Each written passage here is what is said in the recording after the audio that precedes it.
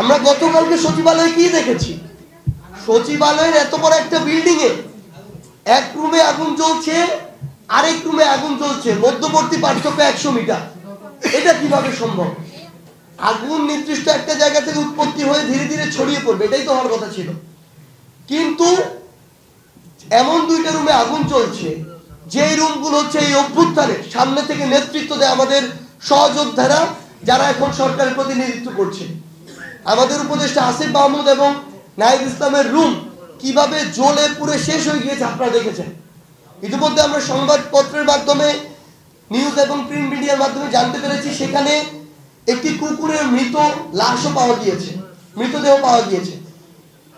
একটি কুকুর কিভাবে সচিবালয়ের ভিতরে ওই রুমটিতে পাওয়া যেতে পারে? তো এখানে আর অন্য কোনো চক্রান্ত আছে কিনা, ষড়যন্ত্র আছে আমরা নিশ্চিত। কিন্তু এটি কি পরিসরে ছিল, কিভাবে দেশকে অস্থিতিশীল করার পায়তারা চলছে, সেটিও আমাদের ঐক্যবদ্ধভাবে পর্যবেক্ষণ করতে হবে এবং প্রতিহত করতে হবে। এখন আমরা যদি নিজেদের ভিতরে একটা যৌক্তিক সময় নিয়েও বিভাজন শুরু করি, তাহলে এইভাবে সুযোগ নেবে। কিন্তু আমাদের জায়গা থেকে আমরা স্পষ্ট করে বলি, সচিবালয়ে যে আমলারা ছিল, এদের একটা বড় অংশ খুনি হাসিনাকে ওই চেয়ারে বসিয়ে রেখেছিল। এদের একটা বড় অংশ সকল অন্যায় অপকর্মকে বিগত 16 বছর ধরে বৈধতা দিয়েছে। এদের একটা বড় অংশ বাংলাদেশের সরকারি অফিসগুলোতে খুনি হাসিনার পারিবারিক যে তন্ত্র, সেটি চালিয়েছে। আমরা আমাদের জায়গা থেকে মনে করি এই সরকারি অফিসগুলো তো দলীয় অফিস ছিল না, কিন্তু আপনি দেখবেন প্রত্যেকটা সরকারি অফিস দলীয় অফিস হয়ে গিয়েছিল। কিভাবে? রেফারেন্সের ভিত্তিতে, স্বজনপ্রীতির ভিত্তিতে, ক্ষমতার অপব্যবহারের ভিত্তিতে, ওই গোপালগঞ্জ ইজমের ভিত্তিতে, গণভবন ইজমের ভিত্তিতে।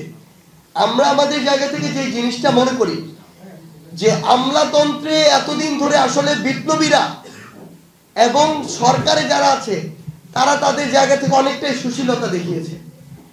এগুলো বিপ্লবের পরবর্তী সময়ে দেখা যে কোনোদিন প্রাসঙ্গিক হতে পারে না, এগুলো দেখানো, সেটির প্রমাণ হচ্ছে গতকালকের এই আগুন।